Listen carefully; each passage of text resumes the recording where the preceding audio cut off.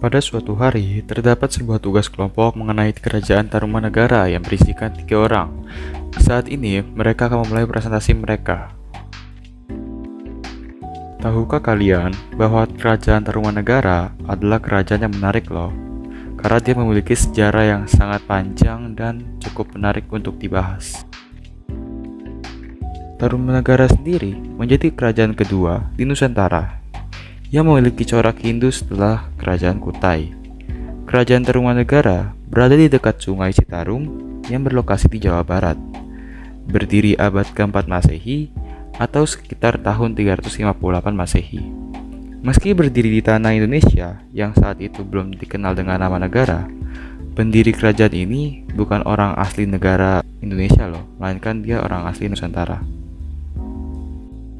Kerajaan Tarumanegara memiliki sejarah yang menarik loh. Berikut merupakan penjelasan singkat mengenai Maharesi Jayasingawarman atau juga yang dikenal dengan Raja Diraja Guru Jayasingawarman. Jayasingawarman berasal dari Sangkanaya, India, ke Nusantara di Sangkanagara. Ia disambut oleh Raja Dewarman VIII dan dinikahkan dengan putrinya dan kerajaan Tarumanegara di Bekasi.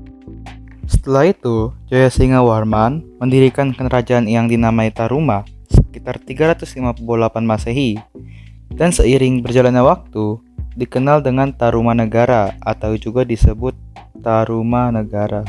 Selama 24 tahun, Jayasingawarman berkuasa meski belum bisa dikatakan bahwa kerajaan yang dipimpinnya memasuki era kejayaan. Kerajaan Tarumanegara berlokasi pada Laut Jawa pada bagian utara, Selat Sunda pada bagian timur, kerajaan kecil bernama Pagungan pada bagian selatan, dan Gua Pawen pada bagian barat. Kerajaan Tarumanegara telah berdiri sejak 358 Masehi sampai dengan 669 Masehi. Kerajaan ini sendiri dibangun menggunakan sistem pemerintahan feodal, yang dimana feodal itu adalah sistem yang dimana raja langsung turun ke rakyatnya. Oleh sebab itu, kerajaan ini memiliki silsilah nama-nama raja dari kerajaan tersebut. Dan inilah daftar dari silsilah raja-raja yang pernah berkuasa di kerajaan ini. Kerajaan ini memiliki seorang raja pendiri, raja kejayaan, raja keruntuhan. Raja Maharesi Jayasingawarman memiliki sebuah pencapaian, yaitu berhasil membuat Tarumanegara berhasil menguasai 48 kerajaan-kerajaan kecil di Nusantara. Selanjutnya, Raja Punawarman sebagai Raja Kejayaan. Dia memimpin dari tahun 395 sampai dengan 434 Masehi. Raja Punawarman memiliki banyak sekali pencapaian, yaitu sebagai berikut.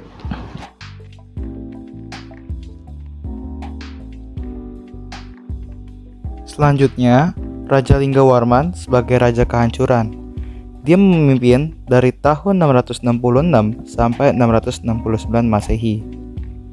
Dia memiliki pencapaian berupa banyak memberi amanat kepada raja-raja kecil di daerah untuk mewakilinya. Kekuasaan dari kerajaan-kerajaan itu meningkat sangat signifikan pada saat itu. Selanjutnya, Kerajaan Tarumanegara memiliki mata pencaharian yaitu petani dan pedagang. Perdagangan sendiri menjadi sumber pendapatan bagi kerajaan dan sekaligus menunjukkan hubungan diplomatik dengan kerajaan-kerajaan lain. Hasil dari mata pencaharian ini menghasilkan barang yang bisa kita ekspor yaitu tanaman tarum dan impor yaitu minyak bumi olahan. Kerajaan Tarumanegara memiliki beberapa kasta, yaitu Brahmana, Ksatria, Waisya, dan Sudra.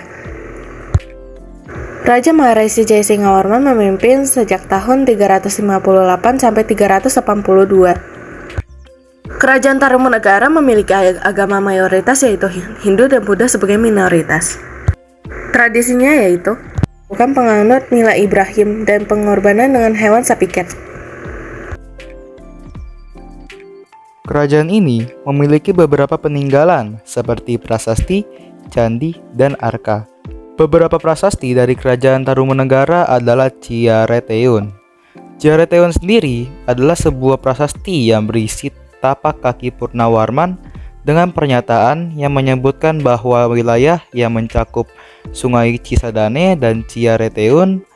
Prasasti Tunggu yang berisi mengenai proses penggalian Sungai Candrabaga dan Kumati guna mengatasi banjir. Selanjutnya adalah prasasti Jambu yang berisi pujian terhadap Purnawarman yang bahkan sampai disamakan dengan Dewa Indra. Prasasti Telapak Gajah yang berisi kaki gajah yang digunakan Purnawarman ketika berperang. Gajah tersebut dinamai Airawata, seperti gajah perang Dewa Indra. Tidak hanya prasasti saja, kerajaan ini memiliki candi-candi yang indah. Berikut merupakan penjelasan tentang candi-candi yang telah ditemukan.